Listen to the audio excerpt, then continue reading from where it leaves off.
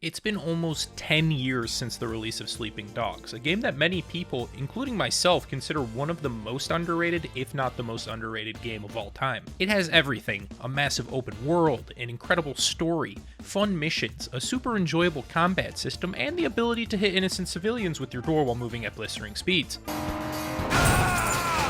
But this video isn't about Sleeping Dogs, it's about what happened after. If you are interested in a deep dive of the game, I recommend a vid that my friend Gingy made that really shows what makes this game so great. So we have a game here that's almost universally loved by everyone who has played it. It only makes sense that a sequel would be in the pipeline. Well, yes and no. Despite having a successful development cycle, Sleeping Dogs did not meet sales expectations, selling around 1.75 million copies and was thus considered a failure from the publisher Square Enix. So boom, done and dusted, that's surely gotta be the end of the Sleeping Dogs universe. Surprisingly, underselling wasn't the game's biggest failure. For that, we fast forward to October of 2013, where a single decision will likely result in us never seeing a true Sleeping Dogs sequel: the development of Triad Wars.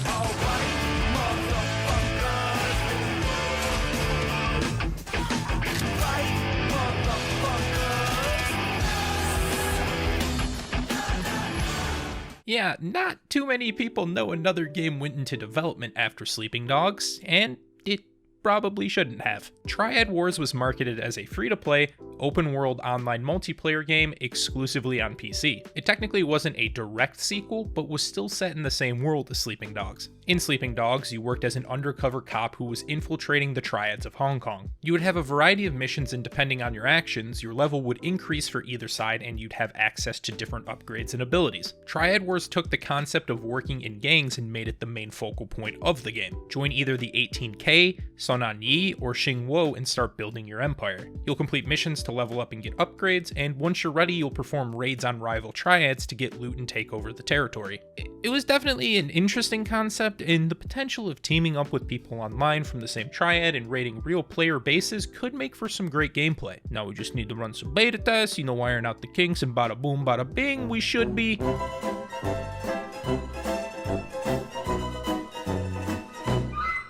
The beta launched in early 2015, and by December the game was already confirmed to be shutting down. United Front Games confirmed this with a tweet saying, "We loved seeing how you played Triad Wars, but no, it wasn't right for many of you." If we take a closer look at this, run some calculations, apply the quadratic formula, we can decipher the real reason the game failed. Triad Wars wasn't right. Bro, this shit was a complete mess. It'd probably be easier to defend Amber Heard than this game. I struggle to find the words to describe how painful this is. For one, the game ran and looked like ass. The definitive edition for Sleeping Dogs had already been released, so I don't know how they managed to have the graphics look almost worse than the initial release. It's not an ideal situation when IGN, one of the leaders in gaming media and entertainment, uploaded gameplay videos that were filled with lag. It's especially prevalent in the driving portions. It was more like watching a PowerPoint presentation. Some footage I did see later on in the beta looked smoother, so they could have made some changes. The online play was almost non-existent. Running into other players basically never happened.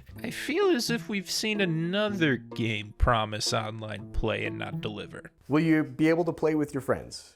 Yeah. Without player interaction, the game was just Sleeping Dogs minus the story and good missions. Basically everything that made the game really fun. You'd perform trivial delivery missions and raids almost felt identical, which made the gameplay loop incredibly boring. This was coupled with an MMO style of progression that pretty much forced you to grind these missions and raids, so the level of boredom was even fucking higher. Alright, I know it's a lot of negativity, but at least Triad's free to play. That'll make it way more accessible and increase the likelihood that people will give the game a shot. Thank the Lord there's no microtransactions to give the player an advantage. That'd be, oh, come the fuck on. Hearing that list of issues, it makes sense that the game was shut down before ever getting a true release. I felt as if the beta didn't even give us that much content, but the content it did give us was all bad, so it really isn't that much to even talk about at the game except what was bad with it. One of the only fun things that they really left in the game was the combat system, but that doesn't even translate that well to online because of the counter mechanic in it. So you would just probably have a bunch of standoffs with people unless you had actual weapons. So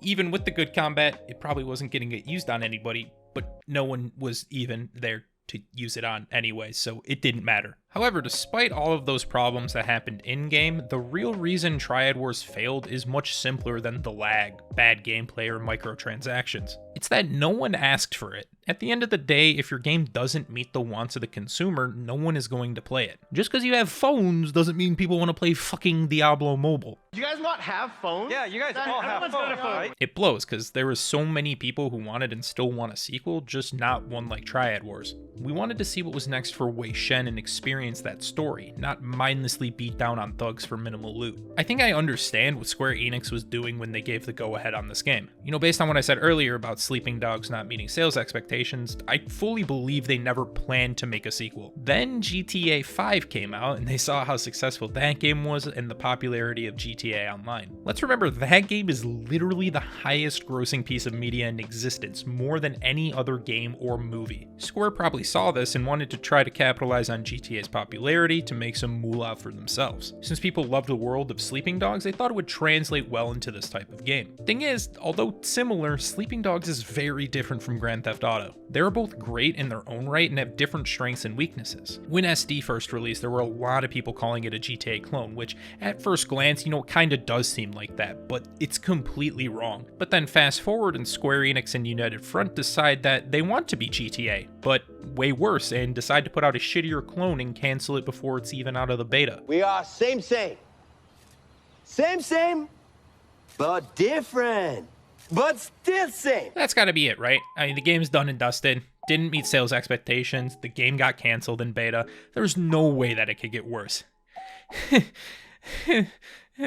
Less than a year later, in October of 2016, United Front Games announced their closure after their game Smash and Grab was out for less than a month on Steam Early Access. That has to be the final nail in the coffin. Now with the original developers shut down, there's zero chance we ever get a sequel to Sleeping Dogs unless the rights are sold. Oddly enough, that's what sparked me to make this video. Annapurna Interactive, the developers of the upcoming game Stray, tweeted out that they wish someone would sell them the rights to Sleeping Dogs so that they can make a sequel. It's probably a bit of a joke, but my gosh, that would be hype. Something really strange and funny I did find when researching was that although we have almost no chance at getting a second game, there's apparently a live-action movie in the works that will be starring Donnie fucking Yen as Wei Shen. And to my knowledge, that's still in production, which, you know, alright, I can get behind that. That's gonna do it for today's video. I know it wasn't a super long one, but it is a topic I wanted to talk about just because I loved Sleeping Dogs so much my first time playing it, and I really wish we could have gotten something more from it. It is an absolute fantastic game, and if you ever get the opportunity to play it,